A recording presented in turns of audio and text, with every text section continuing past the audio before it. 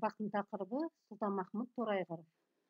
Сабақтың мақсаты Сұлтанмахмұт Торайғыровтың балаларға арналған шығармаларындағы жасөспірімдердің тәрбиесіндегі алатын орнын анықтау.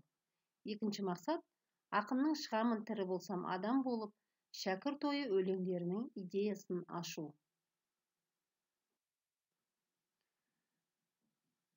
Сіздерге экранда берілген сайт адресі бойынша сіздер Сұлтанмахмұт Торайғыровтың өмірі мен шығармашылығы және өлеңдерінің аудио нұсқасын тыңдауларыңызға ұсынылады.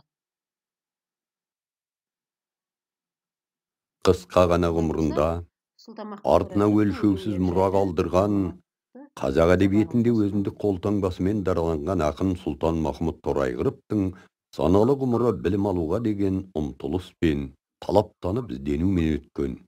Елінің келешегі өнер мен білімде деп білген ақынның мақсаты оқып адам болу, туған халқына пайдасын тигізіп, жарық күні болу, надандықпен күресіп еліне білімнің сәулесін шашу болатын.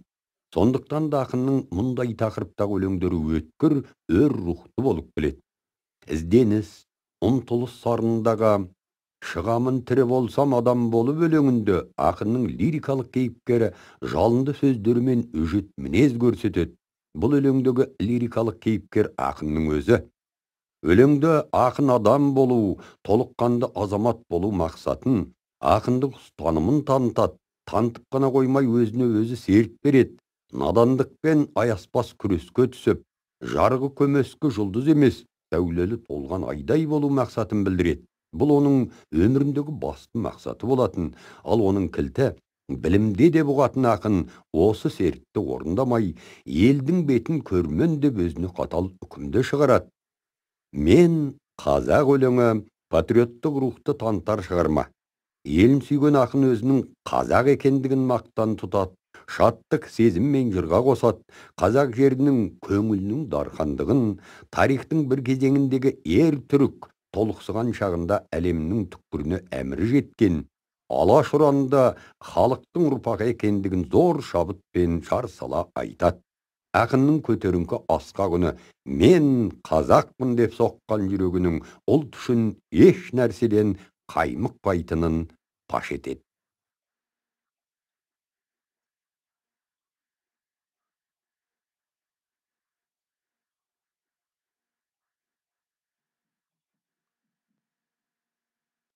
Шығамын тірі болсам адам болып. Шығамын тірі болсам адам болып. Жүрмеймін бұл дүниеде жаман болып. Жатқаным көрде тыныш жақсы емес пе, жүргенше өмір сүріп надан болып. Мен балаң жарық күннен сәуле қуған, алуға күнді барып белді буған, жұлдыз болып көрмеймін елдің бетін, болмасам толған айдай балқып туған. Бұл сөзім асып айтқан асылық емес, ойында оты барлар асылық демес. Тебем деп тірі болсам надандықты серт етіп, өз-өзіме еткем егес.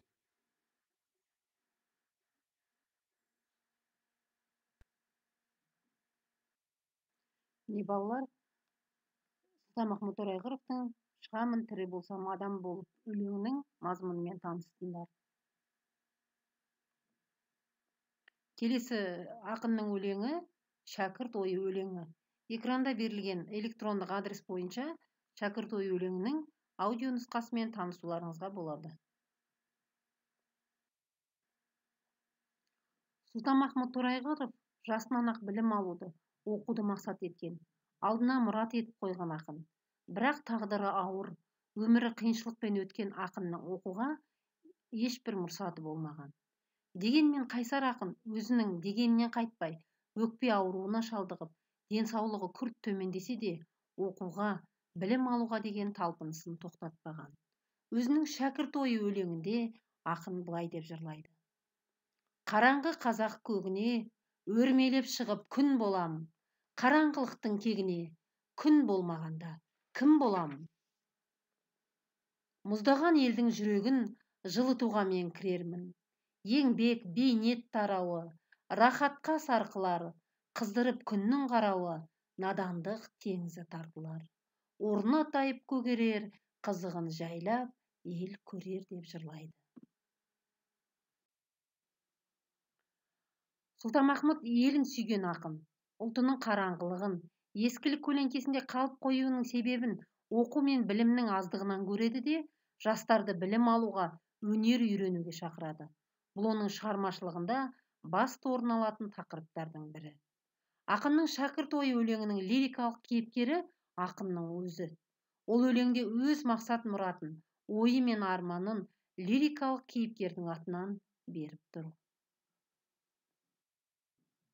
Өлеңде ұлтының қараңғы көгіне күн болуды, сөйтіп надандық теңізін тартылдырып, елін жарыққа шығаруды арман еткен. Дүниенің кілті білімде деп ұғатын лирикалық кейіпкер бұл жолынан қандай кедергі шықса да қайтпақ емес.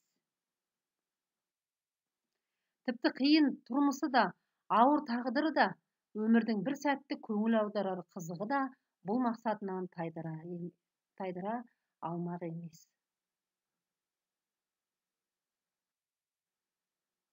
Себебі елінің өзгеден кем болуын қаламайтын ақын арманы асқақ, мақсаты биік болған. Олай болса балалар, үй тапсырмасы бірінші шығамын тірі болсам адам болып өлеңінің мазмұны бойынша берілген суреттегі ұғымдар арқылы өлеңге әдеби талдау жасау. Яғни өз ойын көріктеу құралдарын, құрылысын, идеясын, тақырыбын жазу. Екінші тапсырма Сұлтанмахмұт Торайғыров шығармаларындағы түйінді ойды анықтап, білімсіздің күні қараң тақырыбына ой толғау жазу. Сөз саны 152-200 сөз.